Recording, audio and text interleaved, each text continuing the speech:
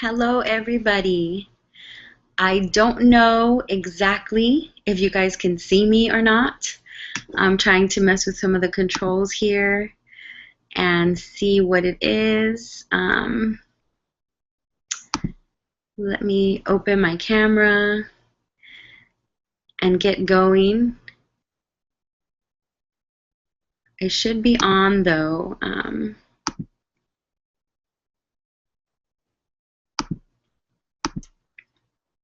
And it seems as though you can hear me, so that's great. Let me try this, my FaceTime camera. Maybe that's gonna be what gives me you guys. Okay, so either way, I'm gonna go ahead and get started. I don't know if you guys only can hear me or if you can see me. Either way, let's get this thing moving, and I'll continue to mess with these settings a little bit. So my name is Colonize. I am a poet here in Houston, Texas, and I have been doing poetry here since about 2007, and up to here I have also been involved in the activist community since about 2005. Was really after I got a lot of lessons in that I moved into that part of my life, and so that's a little bit of what has gotten me up to here now, and how I became a poet was because I moved from the activist world, which was a lot of picketing, a lot of marching, a lot of going and having a whole bunch of meetings, and I found that while we were able to organize and build beautiful things, at the same time, often it was preaching to the choir, so to speak, that it was usually the same people that were present during a meeting or during us having very enlightening conversations. And so to move past that, and to try to reach a broader audience, I started to do poetry. And so that is a little bit about me and how I got into this game and how I got up this far. And I'm really sorry, guys, if you can't see me. I have a feeling that you can't see me because I only see my own profile picture. So this is part of what I'm doing here, is trying to learn this program. So I want to start off as well by saying that, let me test this really quick. It looks like my camera just does not want to work. So again, I'm very sorry if you guys can't see me, but part of this was to have not only audio but also video, and be able to see you guys maybe and see these questions as they were coming in. So I really, really apologize if that's not the case. And I'm going to continue to kind of mess with settings, so please bear with me as I do that. I want to start off, I'm very thankful for the people that submitted questions to me, and the people that kind of egged me on to do this. I want to start and end with some quotes. I kind of have a little outline here, and so I wanted to start off with something that my brother and a elder and a man that I respect in this community in Houston, Texas, said and put on my wall for this event, which was, "The truth is a foundation on which we can build the future." Everything moves from there, and I'm thankful for people that understand that see that, and so I just wanted to start by saying that the truth is a foundation on which we build the future. really sorry if you can't see me. I'm all done up and everything for you guys. So again, thank you. My name is Decolonize. I'm a poet here in Houston, and I want to start off first by reading a couple of my poems and giving you a little bit of insight on the kind of poetry that I read usually when I'm out. And, you know, kind of like I said, transitioning from an activist to poetry, and you know, how I took that message and kind of brought it into somewhere that it was a little bit more accessible for people that didn't hear, you know, that don't usually get to know, you know, what all of that is about, and hear, you know, the things that are usually on the streets, and the things that, you know, people are saying in speeches and things that are really empowering. You know, like I said, a lot of times it's the same people at those events, and not you know, really the community that we want to really get these messages out to. Every poet has their motivation for why they read. You know, sometimes it's self-fulfillment. They just have things that are on their chest that they feel like they need to get out into the world and express. You know, but sometimes there's other poets that have kind of this you know, other sphere that they're trying to reach. So for me, it was just, like I said, getting that message to the community that usually don't get to hear it. And if some of you can see me, if somebody would let me know, that would be great. If not, if you can, if you can't, I'm going to take off my glasses anyway because there's a glare and I can see myself. And again, I really apologize if you guys can't see me, because that's part of what this is. So I want to get started and go into reading some of my questions and reading some poetry for you guys. And so let me just try to, again, enable a little bit, try to see if I can get a live feed going. And I have my FaceTime camera up, but I'm not seeing you guys. So again, I really want to apologize for that. So I'm going to start by reading. Actually, let me start by answering one of the questions that I got first. And that question was from my brother Wally, who was the first to submit a question that was, WTH is this? So what the heck is this? So let me tell you guys what this is. This is Google Hangouts, and it's a tool that is part of Google that enables you to kind of have like a live stream, whether it be audio or video. Right now it's looking like just audio, and it allows you to do a number of things, whether it's having meetings with people kind of like in a Skype type thing, or to actually be able to broadcast live and have something where people can see exactly what you're doing. And so I'm in here and I'm in the control room just trying to make things happen. And so that's what this is. And the reason that I'm doing this, and the thing that I think is so powerful about Google Hangouts, is just the fact that at this day and age, we don't need people anymore as artists. We don't need to be allowed or to be invited to speak.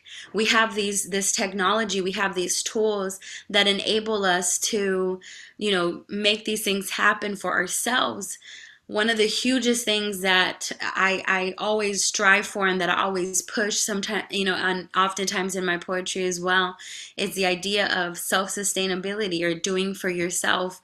And so this is just something that enables us as artists to, we don't need a record exec. We don't even need a promoter that, you know, likes our poetry or likes our music to come to us and invite us to come speak or to invite us to be part of their group.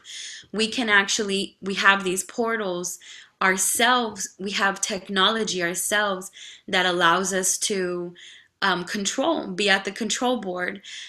So this is one of those tools that I'm exploring that, other people can explore, because it's that time now that we don't necessarily, like I said, we don't need other people to give us these batons, or to give us the rights to do this. We have voices, and we can make these things happen for ourselves. And so I'm still again moving with camera stuff. Um, and I'm really wishing that you guys could see me, and I don't think that you can. So again, I just want to apologize for that, because this is my first time using Hangouts, and my computer seems to be working just fine, but I can't seem to get a clear view of you guys, and so I'm really sorry about that. But we're gonna just keep it moving. And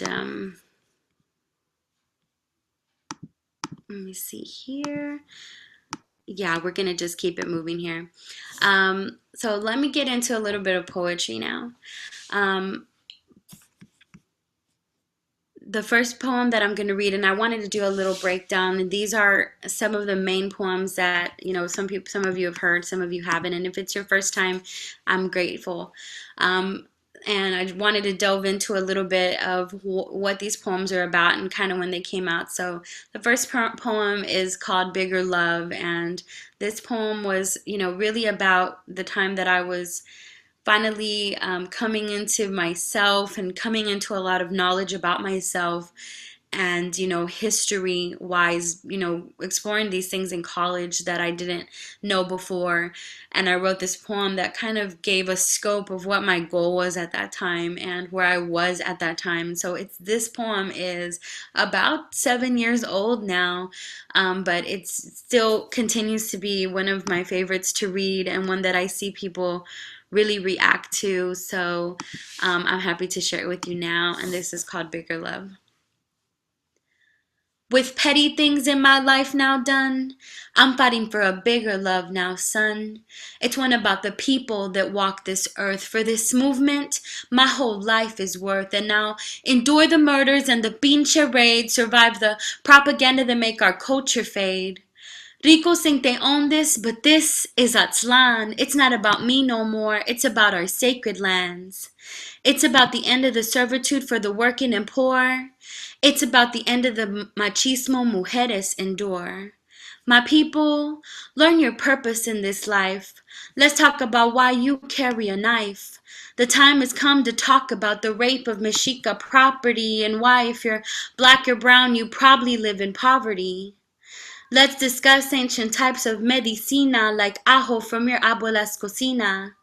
Let's discuss ancient texts not burned by the Spaniards, those things never taught in Preta high schoolyards. Let's redevelop the knowledge of fire and air. Let's collect all of these and throw a neighborhood fair. I'm thinking, if I know you personally due to this space, maybe it'll become less and less about race and more about just nurturing your mind. Don't you think it's time to leave all this hatred behind? Let's create. That means planting some seeds. Only through this can we ever be freed. And it starts small, like a couple of people in the streets, like when Sister Parks wouldn't give up her seat. It's like a conference that happened in Santa Barbara that caused them to become mechista hermanas. Let's do this thing, because the old way ain't working. We're dying in Iraq. We're still dying in Iraq, but politicians are still smirking. Malcolm said, don't let them fool you. What becomes a movement begins with the few.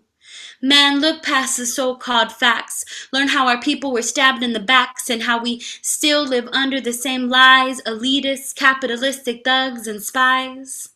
Only through ancestral bravery can we ever escape modern slavery. Put down the guns, we'll start some dialogue. We'll find our way through the mirrors and fog. There's something beyond that veil used to hide. But the first change, I can testify, has to come from inside. So that was Bigger Love. And that was, like I said, one of the very first poems that I wrote, and was just about me, kind of coming into myself and my goal as I was, moving into this sphere. I hope you guys enjoyed that. The next poem that I got for you is called Oscar Grant. Now, there's always, and it's always a hot topic, and it's always an issue, is this of police brutality. And something that when I was an activist early on, that it was something that I saw that really bridged something that I care about deeply, which is Black-Brown unity. I cannot express enough how we truly have so much more that connects us as people, Black and brown people, than we realize. And so much of it is propaganda that has set up to really disrupt that unity that we have, and for us to know and be aware that we are very much alike in the issues that we deal with, and one of those is police brutality.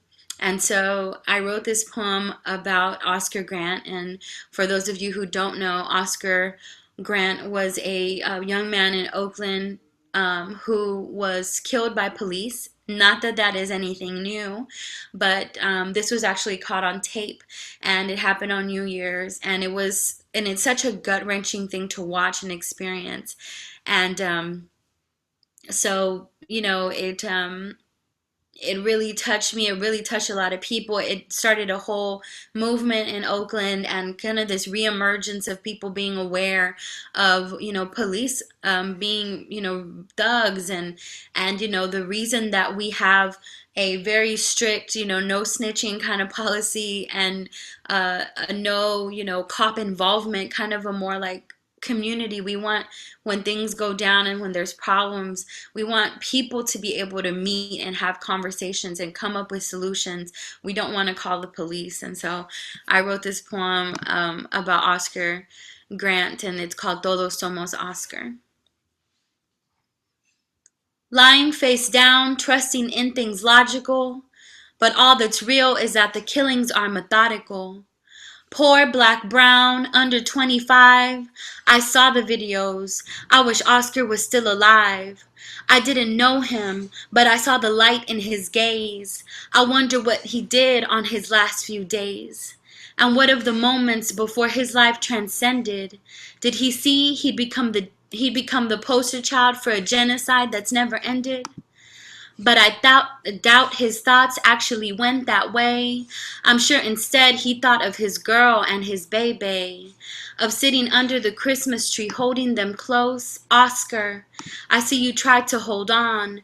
Then the station temperature rose. As onlookers realized you'd been shot in cold blood, what would Oscar say if he had the chance, if he could? It's not one bad apple. The seeds they started with were rotten. And for mi gente, how much better has it really gotten? When a cop thinks it's okay to shoot our subdued sons, not even trained well enough to tell a taser from a gun. Trigger happy bullies with a license to kill. That's why with these cops I do not deal. I learned the truth about the origin of the men in blue, and how they use laws to criminalize us too. About Peltier, Asada, and Iman Amin Abdullah Lujman. Another brother shot in the back, oh damn. It's just another day on the beat for a cop, commended for how many of our young they drop, or fuel into the courts, the jail, or just shoot down. The need for real change is the resounding sound. Of all the things this case could teach, I meditated on resilience, and how when the power's in the street, the hearts and minds become brilliant. If we want something different, we have to create, build up, add on, work with humility, not hate. I recognize his eyes, I now know why. His death marked the beginning of a renewed warrior cry. Together there's nothing that we can't. The time is now, because we are all Oscar Grant. So that was Oscar Grant, Todos Somos Oscar. Guys, I'm really sorry and disturbed if you're just joining the Q&A and the hangout. that I cannot see myself. I don't think you guys can see me. I'm gonna try something really quickly and try to get audio and video back up, or try to get video up. So just bear with me a moment. If you're on, I'm gonna try to start this and get in here with you guys in a good way. So.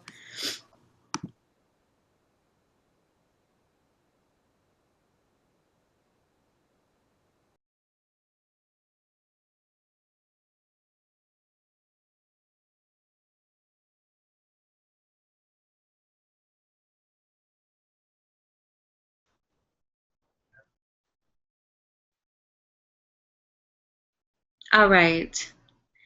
So I'm still not getting any of a video feed. So I'm sorry again, you guys, because I can't seem to get this up, even though all my settings seem to be on the up and up, and I should be able to see you guys, and you should be able to see me. Um, and for some reason, it's just defaulted to my picture as opposed to you guys being able to see me. So I'm gonna grab this real quick. I'm moving on to the next poem, which is called Victoria. And one moment.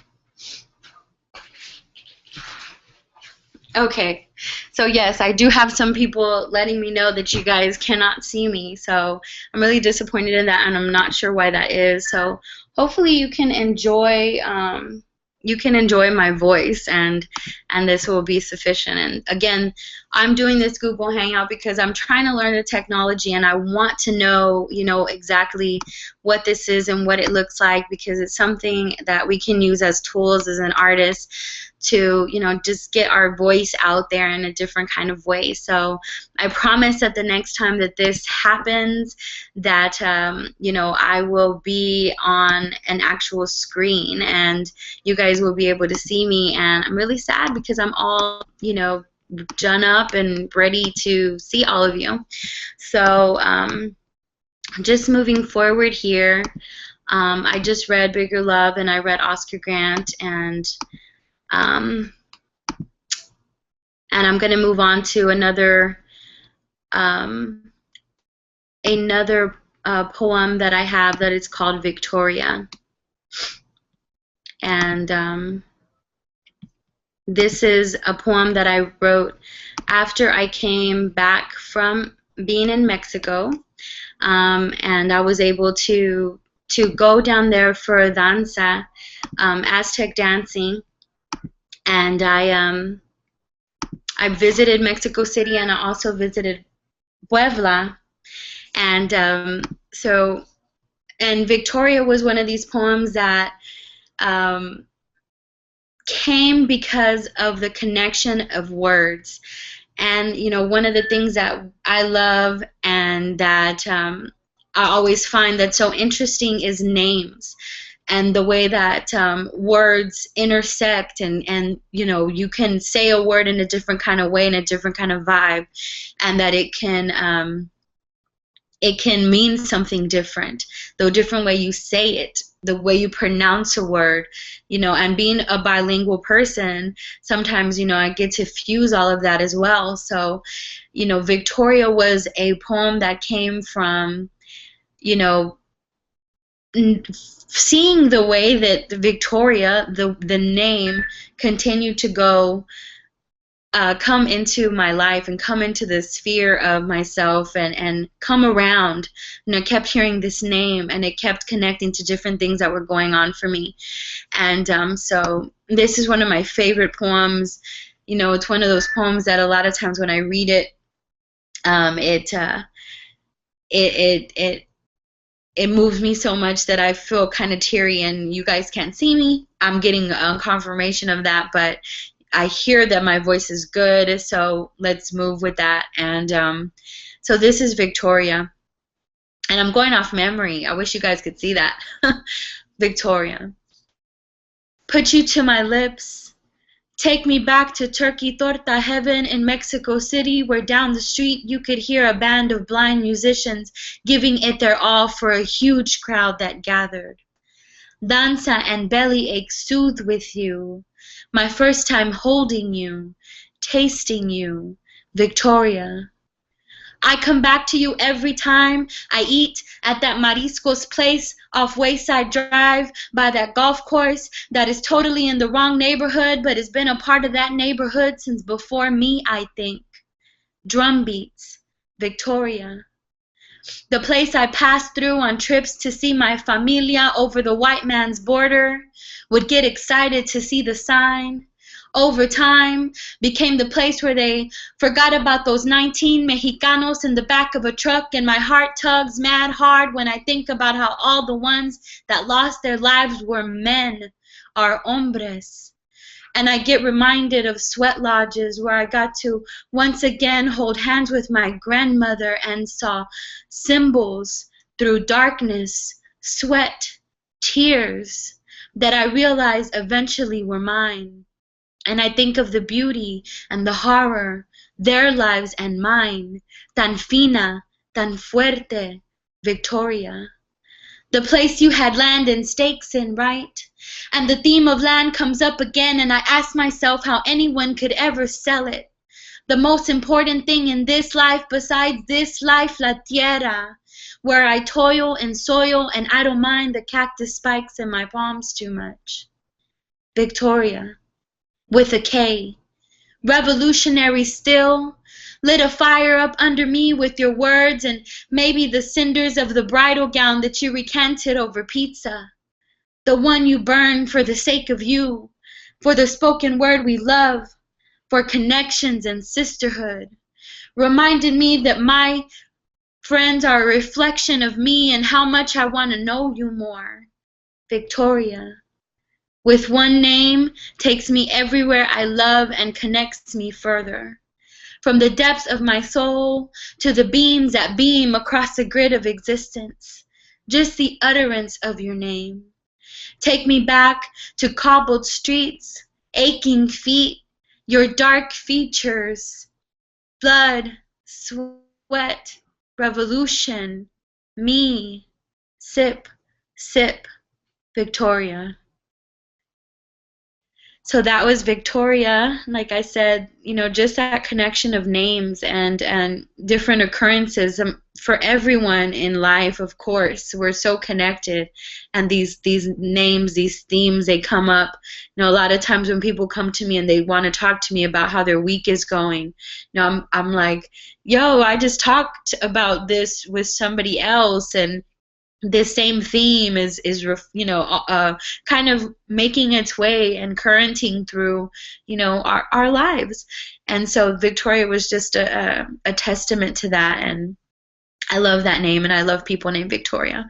And the next and the not the last poem that I'll do, but for this segment, because I want to get into the questions that were submitted, is Manifested Mais. And Manifested Mais I wrote because again, with this theme and idea of self-sustainability and about doing for self, one of the most beautiful and enriching things possible is to grow your own food. It's such a huge movement, and it's such kind of like this hot thing to be organic and buy things that are no GMO, and those things are wonderful. I want to see so much more of our original people, of Black and brown people, really taking control of their food and understanding that everything that you put inside of yourself not only affects your body as far as, the way that it's going to look, but also your mind. Also, the way that you have energy throughout the day is going to be affected by whether you have a lot of food that is chemically induced, or whether you have food that you know exactly where that seed came from, and even better, that seed came from your own garden. Watching a seed grow, period, is such an enlightening thing and connects through so much. And I want to say it was 2009, it might have been 2010, where me and a group of my friends, that we were all formerly mechistas, That's Movimiento Estudiantil Chicano de Aztlán. It's a student Chicano movement. We were all in college together, and then we became, just comrades, and we decided to start this garden in my backyard. And Manifested Mais was just a testament to that that occurrence and all the things that we grew, and we really loved to, especially to see the corn grow that year. You can actually look up our blog on that, which was www.originaljardin, JARDIN.blogspot.com, and you can see pictures and things leading up to now and where we've been. This is Manifested Mais. Y'all, there is corn growing in a field I helped manifest. I put seeds down, sweat rolling down my chest and my forehead, covered in a red sash, motivated by the sun and a little bit of green hash, yes. When wind blows to help the mais live, I hear songs from my long-gone relatives. Long leaf arms reach out yearning to touch sky and call for refreshment when their ground is dry. I mourn the ones that did not survive because they gave their all to their warrior tribe. Rose seemed to blush as tassel tips met silky string, helped me to add on and recall my own sexual being. I watched as they fought through negative elements. Now I understand why to the Mexica mais was so relevant. I see a smoking reflection through its ups and downs. It took the beatings but made it through all the rounds. Now new seeds and nourishment bloom from its ears, reminding us that we grow from what we hear. We can build up healthy with our floricanto because it's about love for the gente, not about cuanto. Or so say the stories of the corn I helped create. That's what it proclaimed when I recanted. We gotta stop the hate. Yes, y'all, the seed turned to a stalk and is now giving birth. The mais taught me to respect myself, my mother, the earth. All right, so that was Manifested Mais, and those were the 4 poems that I wanted to share with you guys up front. Give you kind of an idea of the kind of poetry that I write and kind of how activism led me up to here. So let's go ahead and get into the questions. And again, I'm very thankful for the questions that were asked. And so let's just get into it. We're at the 30-minute mark, so yay. How would you describe the Latina, Latino, Chicana, Chicano poet scene in Houston? And I want to apologize because when I looked at this, I just read AS. I just read the Chicana, Latina. And this is from my sister Samantha Rodriguez, and she usually is on the female tip, so I didn't even see the guy part. But how would I describe the scene? I would describe the scene in Houston as penetrated by Latino and Chicano poets. We have a number of them on the female side, which is a little bit of what I thought on. We have Diana Ventura, who was a Word Around Town first-time poet last year, and she was incredible. On the last day, her mother also read, and it was all Spanish that her mother did, and it was incredible to see her on stage and to perform in front of an audience that maybe never even heard Spanish poetry before, that fusion before. You have Stelina Villarreal, who not only she's also an activist, a very creative artist, and one of my fellow poets in the Tintero readings, the Tintero Collective, which I'll get into that in a little bit. Jasmine Mendez, who without a doubt, she just came out with a book. She's one of the only she's the only Dominican in the South who is, who's published as a poet, as an author. She's incredible. She's been in the scene forever. Zelene Pineda, who was one of the founders of the Word Around Town Poetry Tour, who is dynamic. She travels with the band. We have poet Blanca Alanis, who just power. You see these women that they have all these crafts, they make jewelry, they do all these other things, and they're family oriented and they have all these things going for them, but they get on stage and they're powerhouses. And again, on the Latina Chicana side, again, Maria Palacios, the goddess on wheels. Frida Kahlo, re-embodied in a whole other way. We have a plethora of poets. To name some of the men just off top, so I didn't prepare. We have Lupe Mendez. We have Sal Macias. We have Radames Ortiz, which is from my neighborhood, grew up in my neighborhood, Denver Harbor.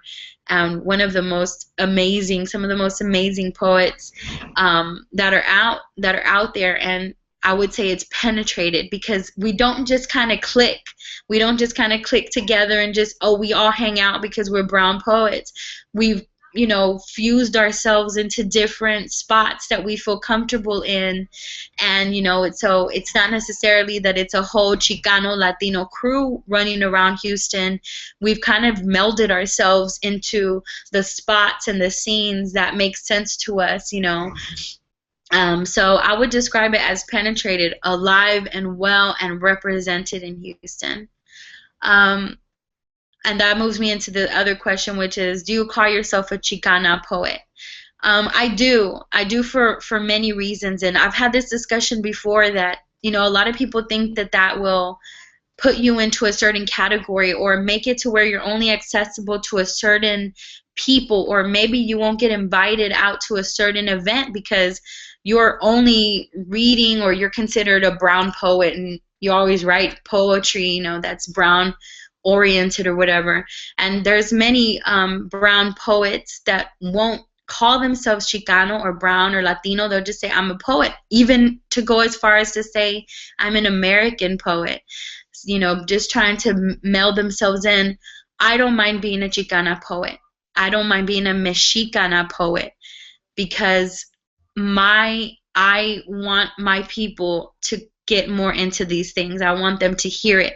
And if only 2 people in the crowd are bilingual or talk Spanish and they can grasp the words in my poetry, that's fine with me.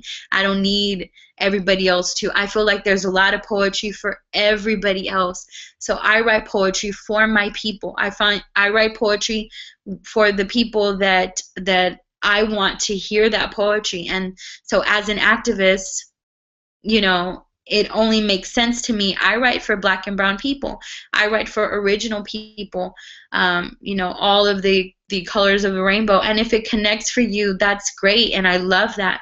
But I don't disenfranchise myself from the cultural aspect of who I am, because it brought me this far. So I am a Chicana poet. I am a Mexicana poet.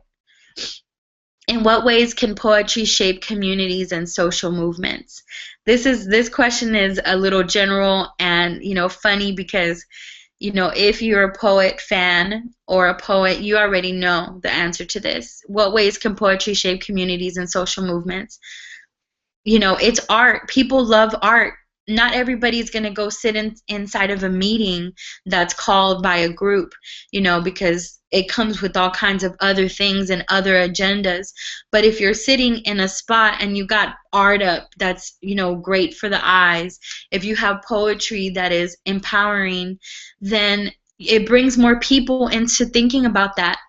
So many people come up to me after me reading and say, I never thought of that, or man, that sounded like a Rage Against the Machine lyric, and I understand now, or I think I get that. Or oftentimes they ask me, what kind of organizations deal with this? Because it gives them the idea that, that it's out there for them to find it. I found it. It's out there for you to find it. And so, and you think about these poets that have passed on, or our ancestors in poetry, like Amiri Baraka, people like Gil Scott Heron, people that just spit poetry, or that are MCs. We're all poets. They're all poets. Every hip hopper is a poet. They're taking these words and they're they're making it rhyme, and they're making it make sense, and they're fusing it with so much um, of themselves and what they see. So it has the power and ability to shape social movements, because you see it, you hear it, it speaks to your heart, and then it shapes the community. Because if you can make it into a positive thing, if you can make it to where it's a word or a poem that really makes somebody feel good for the rest of the day, then they're going to walk around with that. They're going to walk around with that idea inside of their pocket, inside of their mental all day long. And, that might make somebody smile at somebody else, and they can take that, energy and move with it like that. And they might smile at the next person. They might see that next person. They might say, hey, check out this thing, man. It's popping off. It's important. It spoke to my heart. And that's how we shape communities. That's how we take back. And that's how poetry really shapes these social movements and these changes. So, those were my System Mathis questions. Thank you again. I have a couple more for you guys, and I have about 15 minutes left. This is good, and it's going by quick. Why don't you go back to school? I've had many people ask me about going back to school. Why don't you go back to school? And this was actually just from a conversation. Homeboy didn't know I was pulling people at the time, and trying to get questions. And I said, that's a good question. Let me add that to my list. I really, became disenchanted with schooling and with the whole college curriculum. And, as I was coming into my consciousness and learning about things, I started to find out in the circles that I was around that many of the people that I felt had the most knowledge and the most, insight and wisdom and were happy in life had never really, maybe some of them had never even made it past 6th grade for whatever reason. Many of them never went to college because of family and affordability and things like that. And, I miss sometimes the college campus, mostly because there's a lot of, eligible bachelors walking around and just the scene of seeing so many people in this one place. I went to the University of Houston Central Campus, and it was great to see that college life and hear other people's and ideas and stuff like that. But I just found for myself that what I really wanted to do is I found myself, that there was ways to make it happen that didn't have to come with somebody saying, here's a paper that says that you're smart enough and good enough to do this. This is something that is going to give you legitimacy, and, maybe that's that, revolutionary side of myself is I didn't feel like I needed somebody to validate me. And so I became really disenfranchised. So I won't say that I will never go back to school, but right now, school is not in my mental. How has living in such a big culture salad like Houston impacted your writing? And this question is from Bucky Ray, a fellow poet who I love. Living in Houston, you see everything. I used to ride the bus when I was a young girl. I've seen all kinds of different poetry scenes. I've seen different people with their artist and activist agendas. I've seen different work environments. To see so much, really, it kind of makes me feel as though other cultures and other people are taken care of, as far as I can hone in my writing to speak to the people that I wanted to speak to, and I don't worry too much about it getting out into or speaking to everybody and everyone, because I feel like everybody has something. Houston is amazing and it's huge, and I tell people all the time that are new here, you can find exactly what you're looking for in Houston. You just have to look for it. There's little pockets of little pockets of different art and culture and ideas and mindsets, and whatever you want, whatever you need, Houston has it. So it's impacted it in terms of I've seen a lot. I can pull from a lot, and a lot of times if I'm in a certain setting, I can mold it to what I feel like people will react to, and I can go into a lot of different scenes. So, that's how it's impacted. Another question was, what other cultures and inspirations have you drawn on or have crept into for your word craft? I would have to say that a couple of years ago, probably around 2009, 2010, through my poetry page on Facebook, I was contacted by a brother who was part of the Nation of Gods and Earths. And if you've never heard of that, it was a break off of the Nation of Islam, also taken place in New York area. And it's spread out through there. And I would say that's the biggest other culture that has melded itself into how I talk, how I write, how I live, because I really found that it made sense on a kind of an organic level for the culture I was already exploring, which was not only being Mexican, but further indigenously, that I was Mexica. That's the correct word. They call us Aztecs because they couldn't say the sh, but we're actually called Mexica. So I was already exploring Mexicayo, which is just that spiritual sense. And the Nation of Gods and Earths, even though it's about urban, it's about black seeds, and that understanding and kind of, that lifestyle, it still made sense and it melded itself. So those are the cultures mostly that I would say that I pull from lately. One of my sisters has gotten more into, studying Muslim traditions and things like that, and I've been able to kind of see that and see the way again that it just makes sense. And yeah, I everything, like I said, we have everything in Houston, so somehow it touches, everything kind of creeps in and you see it in the people. And along those lines, the next question is, do you think performing for audiences in such a diverse community has an effect on how you play it once you're up on stage? So I would say most definitely. I look around, even though, I write for my people, I do look around and I want everybody to be taken care of. I want everybody to feel good. So, sometimes I'll have my set list, but when I see who's out there, I'm like, you know what? They would probably like this one, more, or, I want to read them this. I think this is this is the mood that needs to happen right now. And so we're creators like that as artists. We're able to do that, and shape something. That's just the beauty of words. Again, I'm so sorry that you guys don't have a visual of me, but you guys can hear my words, and to me that's so important.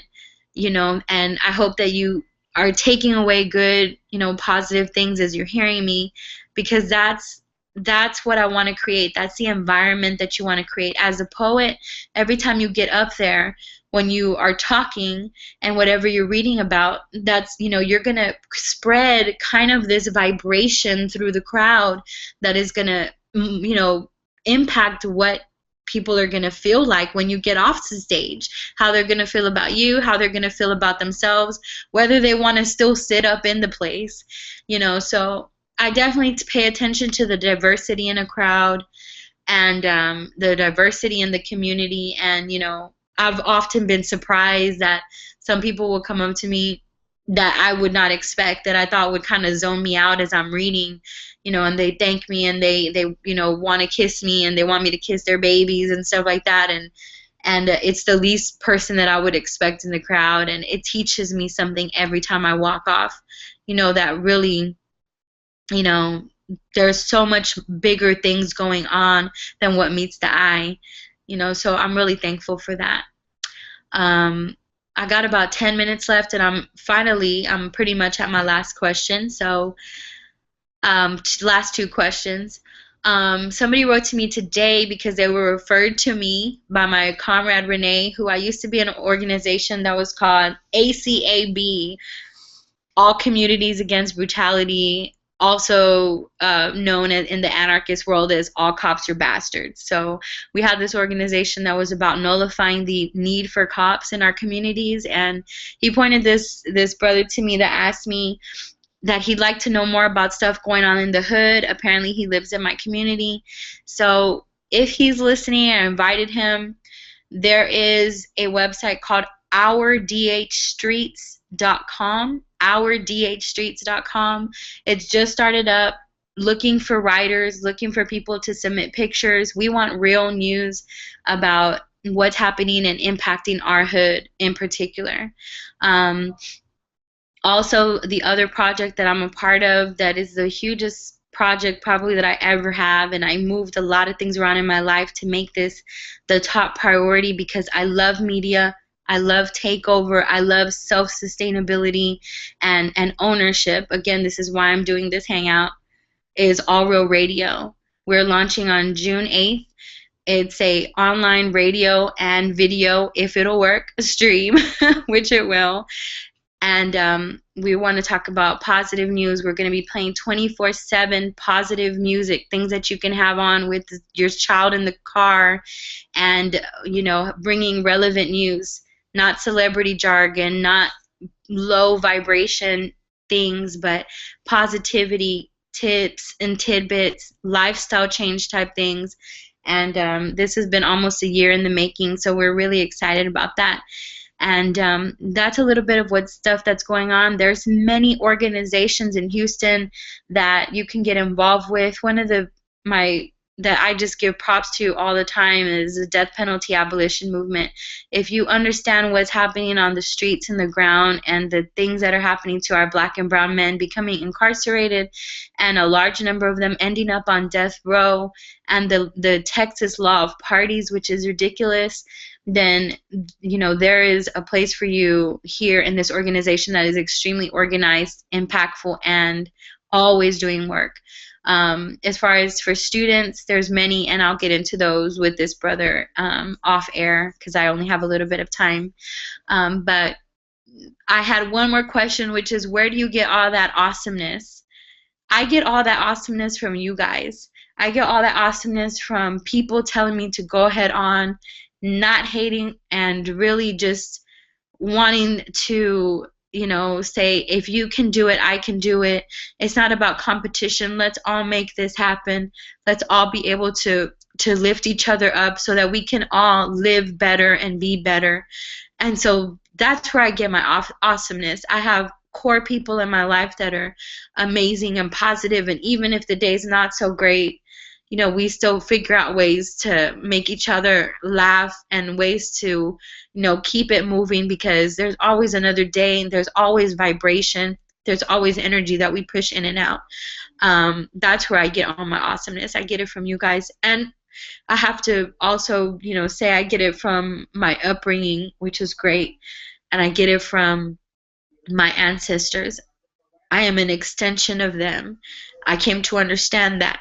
I'm an extension of my grandparents and their grandparents and all the way back, and aware of the resilience of my people all the way back to the original core, the original black man, the original melanin in the atmosphere. I know that I came from a stream of consciousness that said, I will, I am, and I am a creator, and I can move those things like that. And, I just every day just try to make it so that I can be part of that whole entire cycle. My closing statements, guys. I have 5 minutes. And this is funny, and I'm put it in here because I still have to, be real about myself. My guilty pleasure is Kanye West. If you know me, you know that I love Kanye West. He's been a little funny nowadays, but hey, the music is amazing, and that's what I listen for, and all that extra stuff is just extra. So my closing statements, I want to give a couple shout outs, a couple quotes, and again, I just got a text. When is the radio launches on June 8th? We're going to make a huge impact. It's allrealradio.com. If you go there, not going to find it now, but you can find us on Facebook. I have my pin on. I have my shirt on, but you guys can't see me. But just look for us on Facebook.com/allrealradio, ALL. And so I want to say congratulations to Kanye. He got married this weekend. Love is everything, and you never know who you're going to fall in love with, and it is what it is. I want to give shout-outs to my Más que Tres Hermanas, Jessica, Sam, Amber, Jessica too, Tina. You guys really hold me down, and I appreciate that. My actual sisters, Myra and Vanessa, Elaine as well, brother Danny Russo, brother Zen, Seabass, I see you, and the entire Supreme Design community that really brought me up in the marketing game. Denver Harbor, my community, the Word Around Town Poets, the Tintero Collective, my family, Lopez and Mancias. Thank you guys so much. You make me who I am all day. I want to end with some quotes, and that's going to shut me down for the night. And thank you all for listening and being part of it. And it's probably a good thing that you can't see me because I'm waterworks over here for no reason. I cry. And if you find me on Facebook, you can go to my website again. It's decolonize.com. You can find me on Facebook. It's DeeColonize. And find me there. And this stream will be up there and available. My favorite quotes, and I'm going to read a couple, and that's it. I beg you to have patience with everything unresolved in your heart and to try to love the questions themselves as if they were locked rooms or books written in a very foreign language. Don't search for the answers, which could not be given to you now, because you would not be able to live them. And the point is to live everything. Live the questions now. Perhaps then, someday far in the future, you will gradually, without even noticing it, live your way into the answer. That's Rainer Maria Rilke, I'm sorry. The next one is, when a cause comes along and you know in your bones that it is just, yet refuse to defend it, at that moment you begin to die. And I have never seen so many corpses walking around talking about justice. That's from Mumia Abu Jamal. Free Brother Mumia. The next one is from Kanye West, family business college dropout. I woke up early this morning with a new state of mind, a creative way to rhyme without using knives and guns. Keep your nose out the sky, keep your heart to God, and keep your face to the rising sun. And last, from the Bible, and I think it's kind of universal, from 1 Corinthians 13:4-7. Love is patient. Love is kind. It does not envy. It does not boast. It is not proud. It does not dishonor others. It is not self-seeking. It is not easily angered. It keeps no record of wrongs. Love does not delight in evil, but rejoices with the truth. It always protects, always trusts, always hopes, and it always perseveres. So that pretty much takes me to the end of this. Thank you to all of you who tuned in. I was able to see the numbers as you guys were coming in and out. I know it's a holiday weekend, and I'm just thankful to be able to share with you guys and for you guys to be able to hear my voice. Sometimes that's the only thing. Sometimes you're in the dark and you don't have the video and you don't have the visual. And sometimes it's just that voice that keeps you running and keeps you going. So with that said, again, look for allrealradio.com. Look for decolonize.com. Look for things that make you want to get up in the morning. Look for things that make you feel good.